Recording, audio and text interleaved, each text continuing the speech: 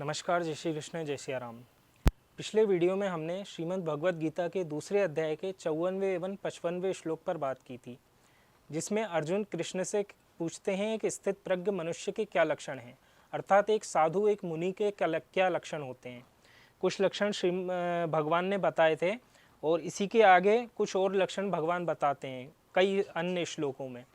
तो एक मुनि के, एक साधु के क्या लक्षण होते हैं। हमारे सनातन धर्म में साधुओं को, मुनियों को बहुत ऊंची प्रज्ञा दी गई है, तो हमें कैसे उन्हें पहचान सकते हैं? क्या उनके केवल लंबे बाल होते हैं, गेरुआ वस्त्र होता है, क्या उनके यही लक्षण होते हैं? तो ऐसा नहीं है।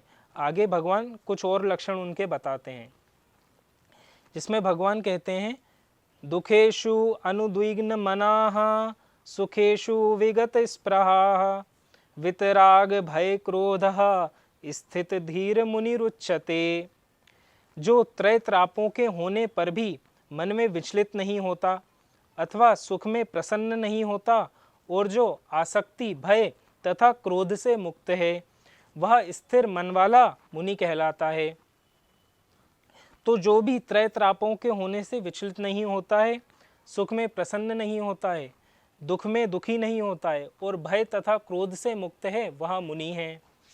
आगे भगवान कहते हैं, यह सर्वत्रान्भिस्नेह तत्तत् प्राप्य शुभाशुभम नाभिनंदति ना द्वेष्टि तस्य प्रज्ञा प्रतिष्ठिता।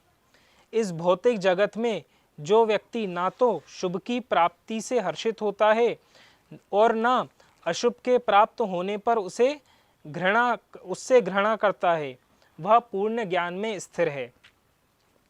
अर्थात जो ना सुख की प्राप्ति की लालसा रखता है और ना दुख की प्राप्त होने पर उसे दुख होता है, वह पूर्ण ज्ञान में स्थिर है और वही मुनि कहलाता है।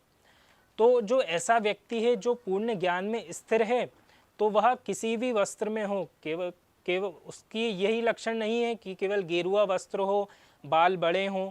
ऐसा कोई भी मनुष्य हो सकता है, वह आपको पैंट शर्ट में दिख सकता है, या ऐसा कोई भी मनुष्य हो सकता है जिसके ये लक्षण उसमें पाए जाते हैं, आप उसे मुनि कह सकते हैं।